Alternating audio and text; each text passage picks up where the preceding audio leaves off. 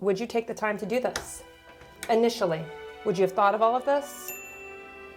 Would these small micro steps be so important for your dog's self-regulation in your own mind? Take care. Bye-bye. He's gonna cry. So this is Brixton. Brixton is brand new to me. I just met him 20 minutes ago. And now we're gonna go get started. Come on, Brixton.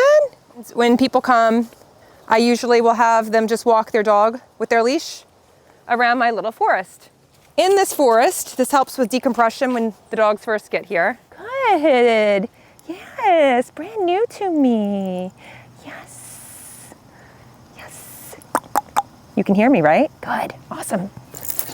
Okay, so this is an issue. First issue I come across. I didn't know. Yeah. So you don't like heavy touch, huh? Okay. We'll work on that. I'm going to start doing heavier touch on you. You're sensitive? You're called a merle. Example of an issue.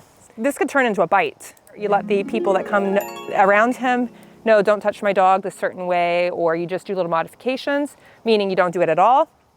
Or you can start to do more of a homeopathic thing where you start to increase it slowly, and then eventually that won't be such an issue. Okay, come on. Let's go. Easy. Come. Come on, guys. I'm going to sound super happy and very available to them. I'm not crowding their space.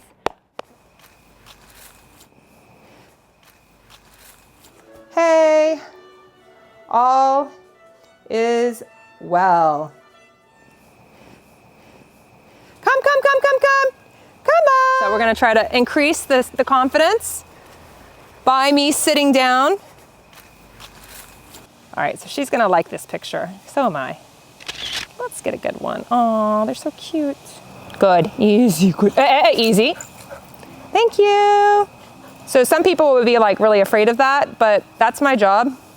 My job is to not overreact and always kind of coach the possibility of moving on from that moment and having a really great moment next. Good job, Brixton. Yeah, now you happier? You're looking good, all confident. I have Brixton's leash staying on just because he doesn't really like me touching him just yet. He gets a little spooked, so having the leash on is going to be important if I need to get to him. Sending that to the client. Okay, just sent a cute little video. Brixton, yeah, now you happier? He's looking good, all confident. I have Brixton's leash staying on just because. And that's how I keep them included. I just send them these little videos. Dogs love open space, but they do really well in small spaces as well because they're able to move slower and softer because of that space confining element. And that helps them with their confidence, but not too tight. If it's too tight, then they feel repressed, and then that can cause a fight. So there's definitely a whole balance there. So my job during resting time is to make sure everybody's in a good spot. So I'm going to readdress that. Gracie, come. Good girl. Because if she's in her spot, they can't bother her, and she's safe. Same thing. Hurry. This one is usually out during nap time. Decompressing is so important for dogs. Everybody's moving. Hey, thank you. They're moving slow. So I'm tapping to invite him up potentially, but I'm not actually. Good, Brixton. When he doesn't jump up, I praise him. Hey, nope. Good. Embarrassing. Hey.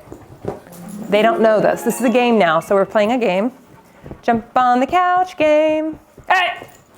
Thank you. Hey. Good. Thank you. Good.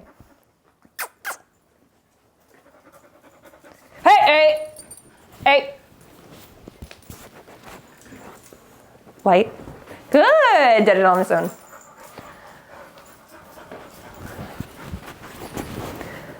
Literally, they'll be here for 6 hours. They learn to get out of the car, say goodbye to their owner, go through the perspective spaces to get to the backyard, to then hear the other friends barking, excited to see them, to then meeting one friend, then maybe meeting two, then maybe meeting three, maybe not meeting any dogs at all if they're not ready. But I determine that. Now these dogs are all quite sensitive, but they're not sensitive reactive. You might have seen earlier in the videos that they were really great together. Like there was a little bit of, it wasn't just a natural, hey friends, and then they just ran out and play. They got a little bigger. They were a little nervous. They would try, their tails would wag, their ears might be a little back. But I encourage them, if you just turn around and look. Ricker's starting to get comfortable. Ricker, lay down. All right, got one to lay down. All right, so far I have 2 dogs in this time span that have been sitting here for the past 5-7 minutes or so. I've already played the don't jump on the couch game. I'm modeling resting time. One other dog is modeling resting. Now there's 2 dogs modeling resting. I have 6 hours of transition, playtime, learning to rest, decompression with their friends, learning warnings.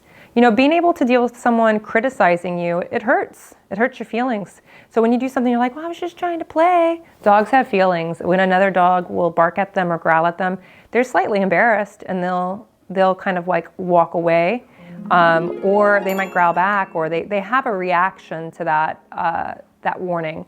But my job is to kind of like walk around and applaud them, like, good job, you got this, you got this. So I'm like their emotional coach. Yes. So this right here is too tight. Yes, but she got up, good. So they worked with each other. That was a little bit of a tight space. But again, working together in tight spaces is all good practice. He's probably not going to calm down unless I do great time with him or that he lays down. So normally what I would do is I would get him to give me a sit. Sit. Sit. So too reactive. Normally dogs don't jump like that. Good. It's okay. I know. It's okay. But he does. Brixton just woke up from his nap and went out and pottied. So now we're ready for some new input, which is the information. I have a leash that is my favorite that I always guide my clients to buy. Of course, every dog needs a different leash. But I always start out with this one because it's a fantastic one for loose leash walking, which I love teaching people about. Some dogs don't like getting leashes put on, or it gives them a certain amount of anxiety. Good job! So they did it. Okay, Brixton, come. So I'm just practicing this over and over. Brixton, sit. Good. Taking it off now. On, off, on, off. That's an activity. That's training right now. Good. Well done. Okay. Good. All right, let's try it again. Brixton, come. Now I can change up the spot. Brixton. Brixton, come. Good, come. All right. So now getting the leash back on. So this dog is very well prepared for this, though it's good because I'm adding a training component right now to something that's a little more difficult, which is recall. So we worked on recall at the same as, this dog doesn't really like to be touched. He's letting me touch him right now. So that's good. So I'm putting this on. So he's thinking about how easy it is to put the leash on, but he wasn't really thinking about the recall part, all the other things that had to happen to get to this point. So let's try it one more time. Ready, Brixton? Sit. Thank you. He hears a sound. He feels vibration around his neck. Hey.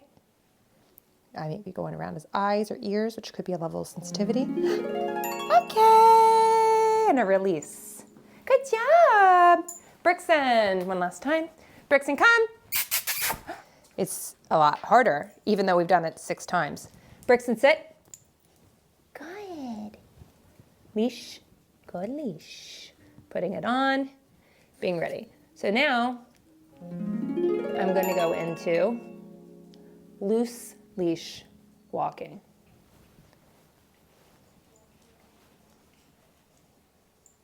Yes. Yes. Yes.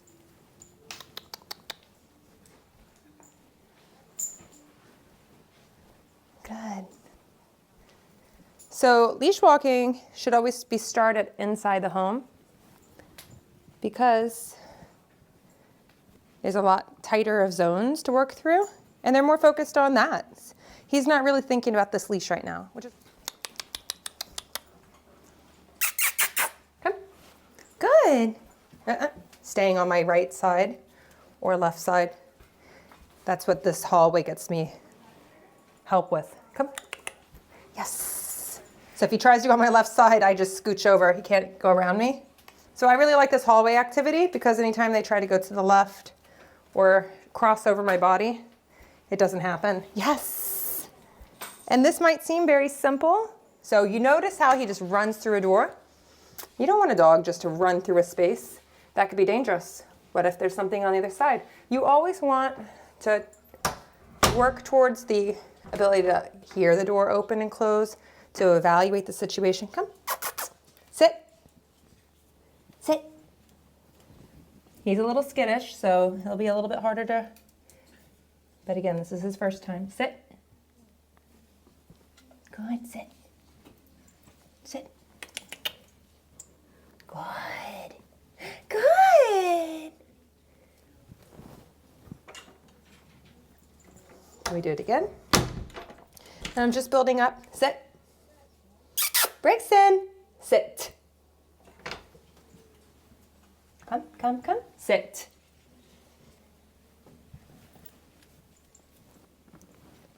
This seems simple. Why am I doing this over and over? What? Good, Brixton. Shut the door. That shouldn't change it. You should still sit in a position. So people can say all the time, oh, but I can get my dog to sit. Okay, but under what conditions? With the door opening and closing? Okay, good. So let's try that one last time. Brixton, come. We're gonna do the hallway game. He's not crossing my body. If he was, I'd use the hallway for that. Now, we're gonna try to speed that up. Brixton, sit. Good, good, yes. Encouraging. Good, thank you. Very simple, yes.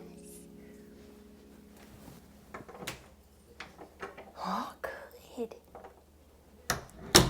Good. You heard that loud sound, right? That's okay. Okay, good. That gives me a chance to evaluate the room to see if I should let my dog bolt in with a leash or not. Always checking through. Sit. Good.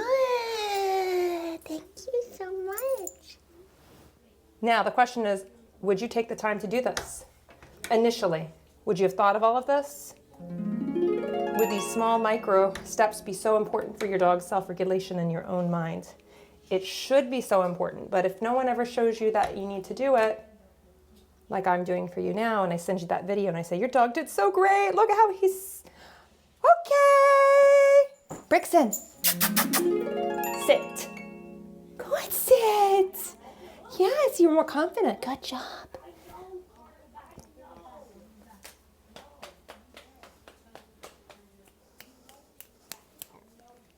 Okay, yes. Did you see how he didn't bolt through? So I just got a really great message from Brixton's mom. It's Brixton, it's your first, Brixton, come. It's your first Doggy Day School, right? Yes. So Brixton had his first Doggy Day School and drop off Doggy Day School, which means mom literally drops him off. And what does she do? She cries. She didn't think she was gonna cry. She writes me and she goes, I got emotional leaving him. I'm not sure why. I guess that goofball has my heart. So this is why I do what I do. I teach people to let go and then pick them back up in all their glory. All right, that's one of my favorite things. Also, while they're here, that I ensure that they're safe and that I give really good quality videos, like great videos. But overall, I get to keep this dream of being an at-home mom while I get to do something really brave and exciting and emotional and fun and, you know, all of the things that I would say I'm a dynamite personality, and that kind of fulfills all of those things for me. So with that said, you get a lot here. You get a lot here when you do a Doggy Day School, and what happens next is once you feel comfortable and your dog likes coming here every week, you've already maybe intentionally or unintentionally pre-mapped your dog to board with us. That means your mom can go to Hawaii. Come on out. Hi. I'm gonna bring your ball out right now. You want to just put this right around your wrist and then walk through the forest and just not make it too big of a deal, just like very chill, like no big deal that you came back. It was really cool. We got on video. Brixton, when I would touch like this in the front initially, jump like a frog. Oh my God, what's going on? You know, like all that kind of like stuff. Like, I don't know if you ever have any of those issues where he's a little bouncy, skittish. 100%, yep. Okay, freaked out. Like I was like, oh, so that's why I didn't freak out, but Brixton did. So what I did was I kept the leash on the entire time in the yard. And that was the reason, was because if I couldn't retrieve him or say he got in a skirmish, which I didn't think he would, but if he would, then how do I grab at him without him biting because he's freaked out now? So having a long leash, whether he's playing, okay, yes, I know you see it. Yes, we see that and we hear that. Thank you. Acknowledging that and then leave it. Good. Okay. So always letting dogs know that their job is to alert you. You acknowledge the alert, then you move on. Otherwise, the whining and the intensity keeps going because it's like, but you didn't listen to me. I'm trying to tell you something. I'm trying to tell you something. You know, when kids get, right? Yep. So acknowledging that and then having them move on. So by the time he ended up playing inside with us, more able to touch, which is great. Yes. So you can see the adaptation happened. Wonderful, wonderful. He played really, really well with other dogs, which is great. Yes. He's crazy with his brother. Yep, he was fine, and I can teach you how to do that individually with Brixton and your family. I'm always happy to come over, like in an afternoon or something like that. Usually Wednesdays are my best, and then we'll work on jumping. I didn't do that today, but I worked on him just sitting and door thresholds. It's only because it came up. Okay. I usually just attend to things that I see that happen, and then I just like, oh, this is a perfect game. This is, and then I just address it at that point. So working on recall, releasing. I was like, okay, that's the release word. Yeah, just say, great. okay. Good. Yeah. Good, So acknowledging it. See you.